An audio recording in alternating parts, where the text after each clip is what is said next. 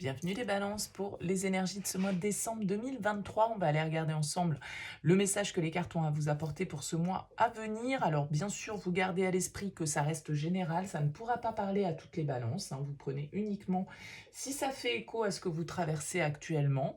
Allez voir votre signe ascendant, allez voir votre signe lunaire. Ça vous apportera éventuellement un éclairage complémentaire ou une autre vision de votre situation. Et puis, si vous souhaitez développer lors d'une guidance personnalisée, vous avez mon mail en bas de cette vidéo, lililataro@yahoo.com.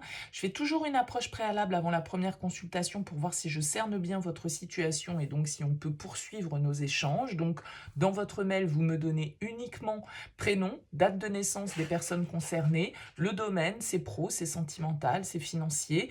Pas plus d'éléments, pas de questions, parce que parfois dans vos questions, il y a déjà une partie de votre situation, donc restez le plus large possible. J'aime bien partir d'une page vierge, donc restez vraiment très succinct dans les éléments que vous me donnez. Je reviens bien sûr vers vous ensuite pour vous expliquer mes conditions et mon fonctionnement. Alors pour ce mois-ci, on va utiliser une arcane majeure du tarot de la bienveillance pour voir votre vibration principale. Et puis on utilise deux tarots, le Rider-Waite et le TV Série Tarot, pour voir un petit peu ce qui se passe dans votre énergie principale, votre objectif, votre force, le défi, le conseil sentimental, pro, intérieurement, et comment vous sortez de ce mois de décembre. Alors, on peut déjà observer en d'autres decks que vous avez une arcane majeure qui est la roue de fortune ici. La roue de fortune, elle va nous parler de changement, elle va nous parler, c'est la roue qui tourne, c'est les cycles de la vie, les bons comme les mauvais. Donc avec la roue de fortune, souvent, c'est la symbolique d'une fin de cycle, d'un achèvement, d'une évolution, en tout cas d'une progression, d'opportunités éventuellement qui peuvent se présenter à vous aussi. En tout cas, il y a du changement dans l'air avec cette roue de fortune. Vous terminez une année, vous terminez peut-être aussi symboliquement un cycle. Alors, peut-être un cycle qui vous a éprouvé, parce que avec ce 7 de bâton, c'est une carte qui va nous parler d'affirmation, c'est une carte qui va nous parler de devoir un petit peu se battre, de devoir un petit peu s'affirmer, en fait, face aux autres, face à des événements. Le 7 de bâton, il est prêt à aller jusqu'au bout, on va dire, des choses, de ses envies, de ses désirs, de ses idées, de ses passions. C'est le défenseur des grandes causes. Donc, il est prêt à attaquer si il se sent un petit peu au pied du mur. Et il est prêt aussi à se défendre si besoin était. Alors, on va voir un peu si toute cette symbolique ressort dans votre tirage. On regarde déjà votre vibration principale ici. Et vous avez l'arcane majeur de l'empereur, l'arcane numéro 4 ici, qui ressort pour vous comme vibration principale. Alors, c'est vrai que l'empereur peut symboliser déjà le signe du bélier. C'est une carte, en tout cas, qui nous parle d'autorité, qui nous parle de construction, qui nous parle de contrat, qui nous parle d'affirmation, parce que l'empereur, il n'est pas vraiment là pour négocier, il n'est pas vraiment là pour faire des sentiments non plus. Il fixe les lois, l'empereur, il fixe le cadre, il s'impose, il impose ses idées, il impose son point de vue, et quand il prend des décisions, il ne revient pas en arrière, l'empereur. Donc ça peut être vous, votre énergie à vous, ça peut être une énergie face à vous, bien sûr, il peut y avoir des signatures, des contrats, des choses un peu légales, administratives qui peuvent avoir leur importance pour vous sur ce mois de décembre. En tout cas, l'empereur, il est plutôt dans l'action et il est prêt aussi à imposer sa loi, on va dire symboliquement, et à construire sur du solide. Le 4, c'est une recherche de stabilité, c'est une recherche de cadre ici pour vous. Alors, on va voir un peu votre tirage et on commence ici par votre énergie principale. Ah oui, il y a du changement. Le fou et le 3 de bâton. Le fou, c'est une énergie de nouveau commencement. On se lance dans quelque chose dans lequel on n'a pas forcément d'expérience avec le fou. Avec le 3 de bâton, ça peut être un déménagement, ça peut être un déplacement, ça peut être un voyage. Le fou, il prend des risques. Il se lance avec son petit baluchon, il ne sait pas trop où ça va le mener, il ne sait pas trop ce qu'il va trouver sur son chemin, mais il a envie du voyage, en fait. Il a envie de nouveautés, il a envie de se libérer, il a envie de liberté, ça c'est clair. Et ça va assez bien avec cette roue de fortune qui nous parle de changement, d'évolution. Donc avec le fou, vous êtes prêt à vous lancer dans une nouvelle expérience. Sans doute de manière un peu légère, sans vraiment avoir les bagages peut-être nécessaires, mais qu'importe, vous savez pas trop où ça va vous mener, mais vous avez envie d'y aller. Et avec ce 3 de bâton, eh bien, c'est l'aventure, c'est l'ouverture vers la nouveauté, c'est le changement qui se prépare. Le 3 de bâton, il attend le bon moment pour agir. Et peut-être que là, le bon moment, il est en train d'arriver sur cette fin d'année et il est en train de vous ouvrir, cette roue de fortune est peut-être en train de vous ouvrir de nouvelles opportunités, de nouvelles possibilités à exploiter. Le 3 de bâton étant une carte de conquête de nouveaux horizons. Donc là, on sent que vous êtes dans une énergie sur ce mois de décembre. Peut-être que vous tâtonnez, vous ne savez pas trop où vous allez, hein, vous êtes peut-être un peu en chute libre, vous ne savez pas trop où vous allez atterrir, mais en tout cas, vous y allez. Quel est votre objectif? La 2 d'épée et la 9 d'épée. Ok, bon, alors l'objectif c'est de prendre des décisions, c'est de sortir un petit peu d'une situation qui est confuse, d'un dilemme. La 2 d'épée, c'est le choix cornélien. C'est quand on est face à des idées un peu contradictoires. C'est oui, c'est non, c'est blanc, c'est noir, j'y vais pas, je sais pas.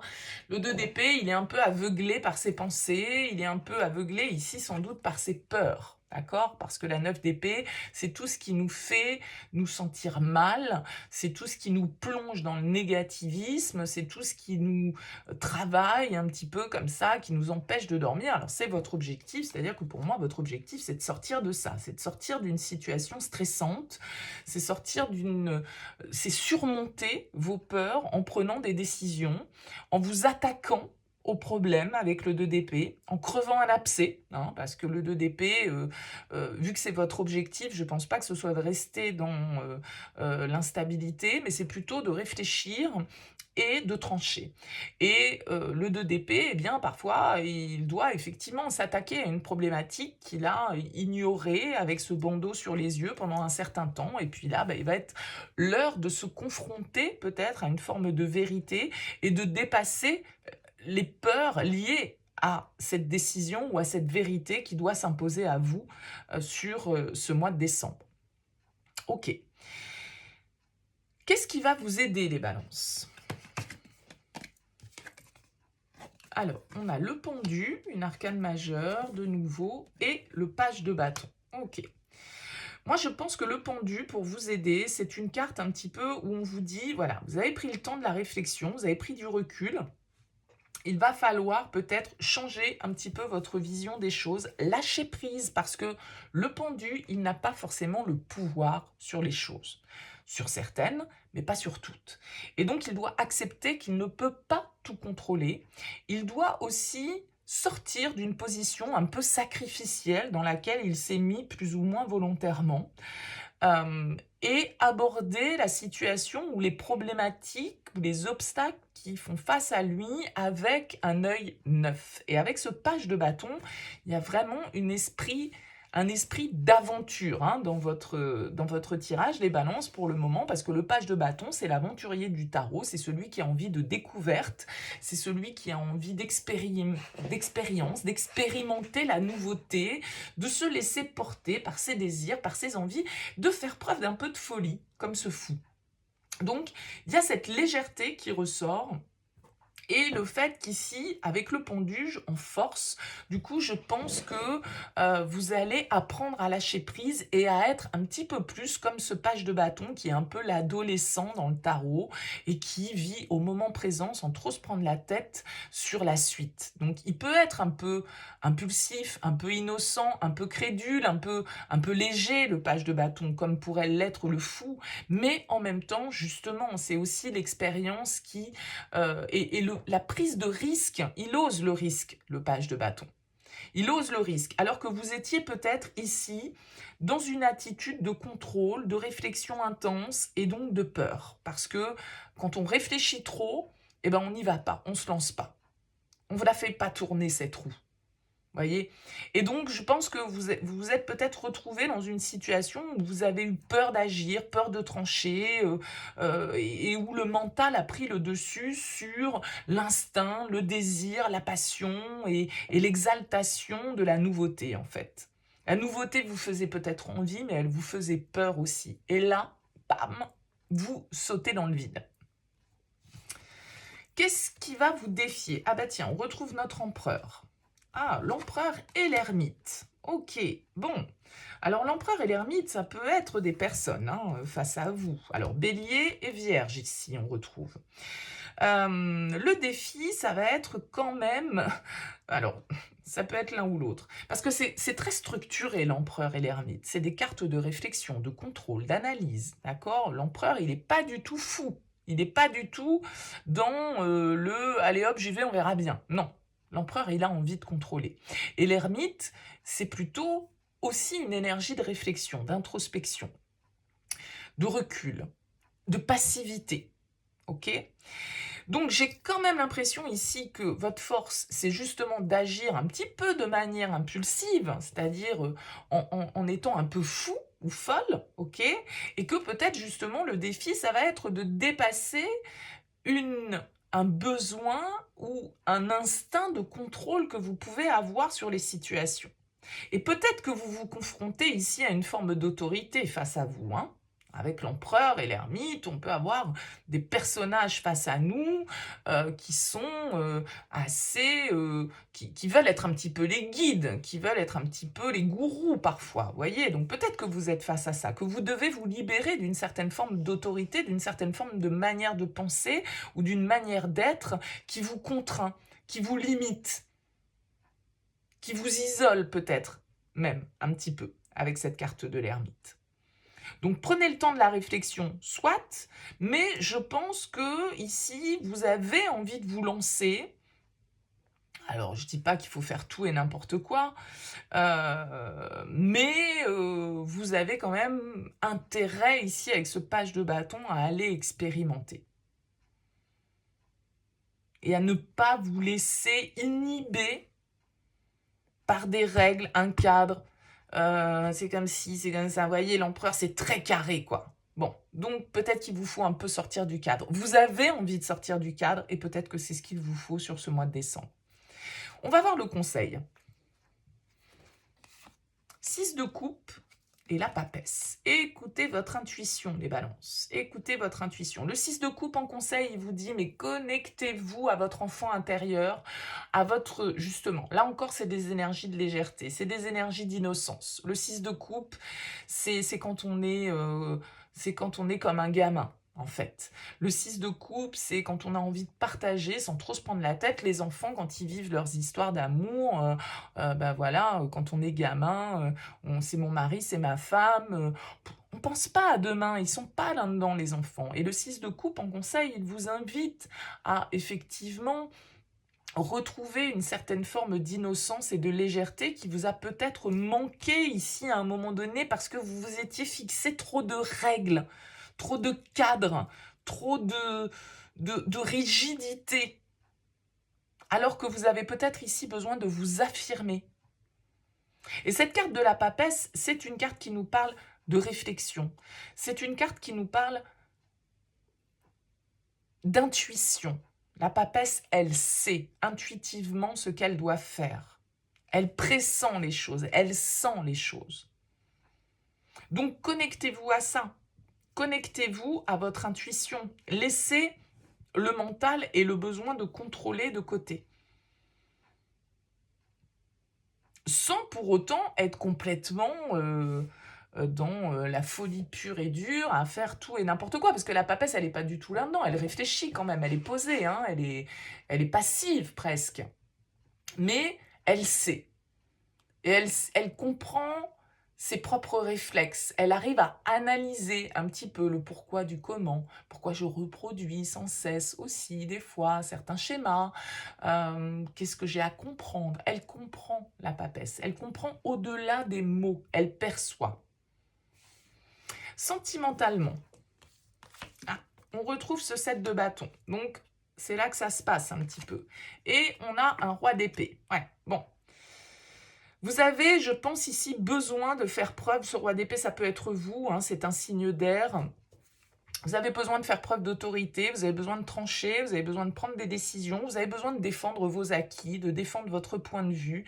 Je pense que vous avez besoin de vous affirmer ici et de vous libérer de certaines contraintes, les balances, ok?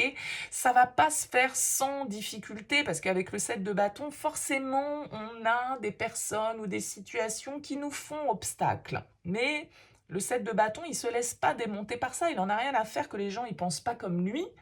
Lui, il sait ce qu'il pense, il sait ce qu'il veut. Et il est prêt à faire face à l'adversité s'il le faut et à aller jusqu'au bout de ses idées. Et avec ce roi d'épée, on a quand même une forme de maturité intellectuelle, d'intelligence intellectuelle, d'intelligence dans la communication, dans la stratégie, dans le calcul. Alors il y a soit un petit peu de froideur, hein, quand même, on va pas se le cacher dans ce domaine-là, parce qu'avec le roi d'épée, c'est un peu comme l'empereur, on tergiverse pas. On négocie pas trop avec un roi d'épée, hein. Le roi d'épée, une fois qu'il a tranché, il a tranché. Et il peut être un peu cinglant, il peut être un peu froid, il laisse pas vraiment les émotions prendre le dessus.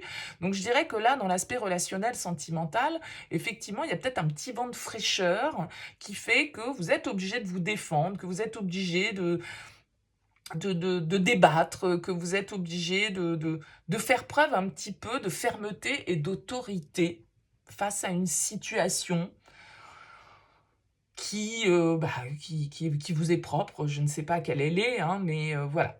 On ne peut pas dire que ce soit des énergies hyper romantiques ici qui ressortent, d'accord? Mais peut-être parce que la priorité ne va pas être là pour vous sur ce mois de décembre, mais plutôt d'être dans la vérité. De dire les choses telles qu'elles sont, quitte à faire mal, quitte à blesser. Parce que le roi d'épée, il s'en fout un peu de blesser, il ne fait pas de sentiments, en fait. Professionnellement, 3 de denier et roi de bâton. Vous avez beaucoup d'énergie masculine quand même, je trouve, là. 2 fois l'empereur, l'ermite, le roi d'épée, le roi de bâton, donc de l'action, de la fermeté, de la maîtrise, de la maturité. C'est des très belles énergies au niveau professionnel, on construit, on collabore, on communique, on travaille en équipe, on est un leader avec ce roi de bâton. Vous voyez, il est symbolisé comme le chef d'État américain, donc voilà, ça a l'air d'être Trump, c'est pas forcément, mais bon, la symbolique est là, c'est-à-dire que c'est celui qui dirige, c'est l'entrepreneur, c'est le boss, ok?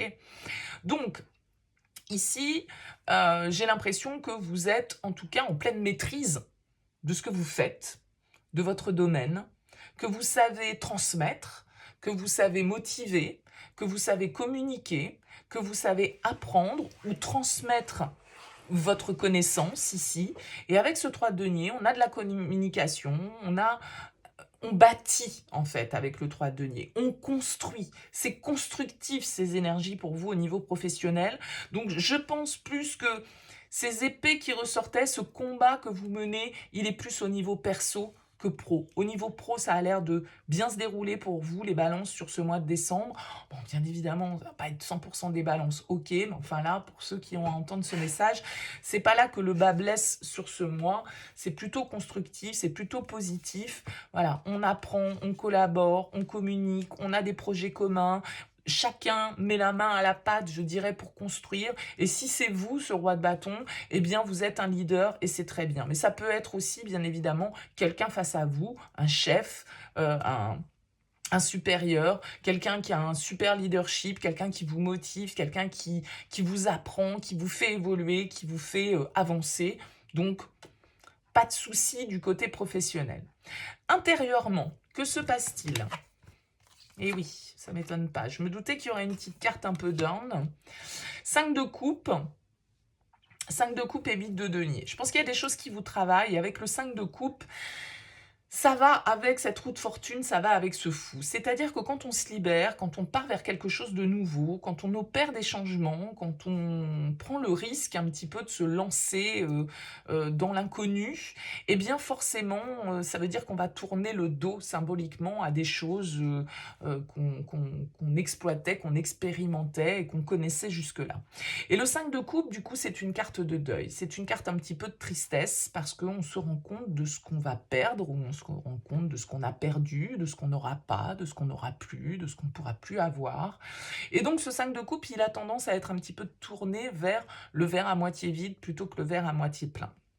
Il, il est un peu nostalgique de ce qu'il n'a plus ou n'aura plus ou ne peut pas avoir, ou ne pourra plus avoir. Ok, donc j'ai l'impression qu'avec ce 8 de denier, bon, ça vous prend pas mal d'énergie, vous êtes assez concentré sur peut-être certains regrets, certains remords, une forme de deuil symboliquement, émotionnellement, que vous avez à faire sur ce mois de décembre.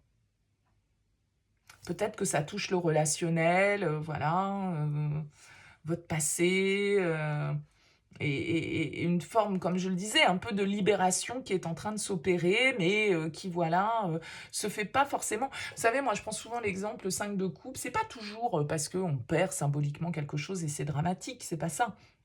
Vous pouvez très bien, par exemple, toujours avoir rêvé de changer de poste, de partir dans une autre région, de partir dans un autre pays, je dis n'importe quoi, peu importe. Et puis le jour où ça arrive, bah, il va falloir dire au revoir aux collègues, il va falloir quitter votre logement, il va falloir voilà, tourner une page, et même si c'est pour réaliser quelque chose que vous avez toujours souhaité, eh bien il y a toujours ce petit pincement au cœur, vous voyez, qu'on peut ressentir. Et donc vous pouvez être un petit peu là-dedans sur ce mois de décembre. Comment vous sortez de ce mois, les balances? Ouais, un peu épuisé, je pense, avec le 9 de bâton. Un peu épuisé parce que la bataille quand même est dure à mener. Ce 9 de bâton, vous voyez, voilà, il a déjà lutté, il a déjà été blessé, il se protège hein, quand même pas mal, il est un peu essoufflé. Vous avez besoin sans doute sur cette fin d'année de prendre du recul, de prendre de la distance. Il y a un départ hein, symboliquement ici avec ce 8 de coupe. Vous allez encore une fois regarder ce personnage, il va vers cette soucoupe volante, il va vers l'inconnu, vers quelque chose qu'il ne connaît pas, comme ce fou. Et ça peut du coup vous prendre beaucoup d'énergie, vous épuiser un petit peu, peut-être parfois vous donner envie d'abandonner. Ok, parce que avec le 9 de bâton, il va falloir faire preuve de persévérance, même si on peut être un peu amer parce que dans notre parcours, on doit sacrifier certaines choses, on doit abandonner certaines choses, comme je le disais avec ce 5 de coupe. Mais c'est pour aller en quête d'autre chose. Le 8 de coupe, il tourne le dos à une situation.